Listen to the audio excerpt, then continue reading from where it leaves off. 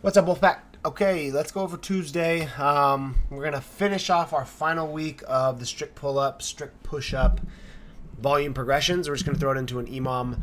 The last few weeks I've kind of forced you guys into specific rep counts or made you guys do unbroken sets. So we're just going to give you 45 seconds out of the minute to work for as many reps as you want or as you like or as you can.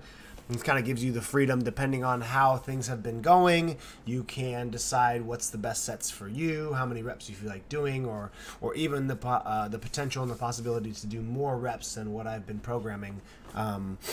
If the 45 seconds allows for you to do a few more reps, so you kind of have free will on this one.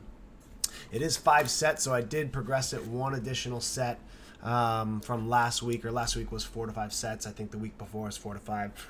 So if you've been doing 4, you're going to do one more today. If you've been doing 5, it's just an opportunity to match the volume, get more volume, or increase the volume from the last week. So the first minute of each 3-minute interval and essentially is 45 seconds of max strict pull-ups. These don't have to be unbroken. You can break them up. You can come down, hop back up, and do as many as you can. But if you want to just give it one big unbroken set and call it good, you can do that as well. But I would recommend trying to increase your volume, at least 1 rep per set here if possible. Rest of the 15 seconds transition to the push-ups, 45 seconds of push-ups. The third minute is just a full rest period so that we can hopefully recover enough to replicate big sets here or big unbroken sets or continue to push volume. Okay, if I didn't give this rest period here, it would just be back and forth, 45 on. You probably would get very fatigued. And by the third EMOM, people would just be failing pull-ups or failing push-ups or not getting a lot out of it. So that rest period is important. So you should be working to a point where you actually do need this rest or do want this rest to kind of bring the pump down, bring the heart rate down a little bit. We can get back to work, okay?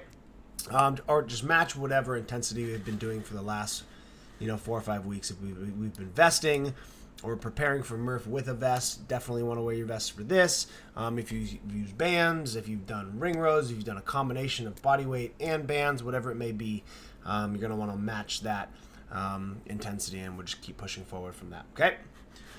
So good little body weight strength stuff. And then this Metcon is going to be pretty intense, kind of similar to Monday's or today's.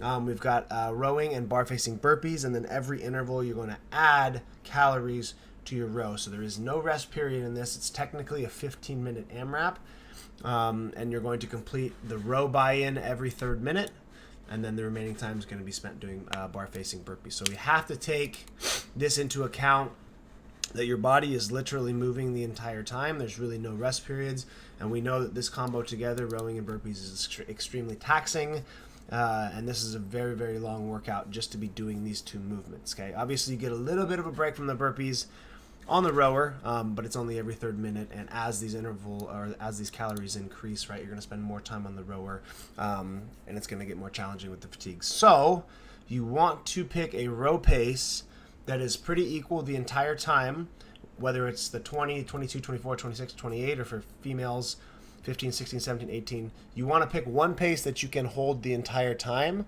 That way your row timing is pretty similar the entire 15 minutes, right? There's nothing worse than doing this first row in 30 seconds, completely crushing it, doing 2.5 minutes of bar facing burpees, probably being very fatigued, getting back to the rower, and then only adding a couple calories, and then your row becomes, double or almost triple the amount of time. So we've really lost the good baseline kind of work that we want to do here. So make sure you choose a pace on your rower that you can replicate for every set. Clearly it's going to fall off a little bit when you get fatigued, but it shouldn't fall off so much that we're adding 20-30 seconds to every row. So realistically, guys adding 2 calories per row, that's maybe 5 to 10 seconds per set. So we really should only be losing 5 to 10 seconds every interval moving forward. Okay, so make sure you pick a good row pace, and same thing with the burpees.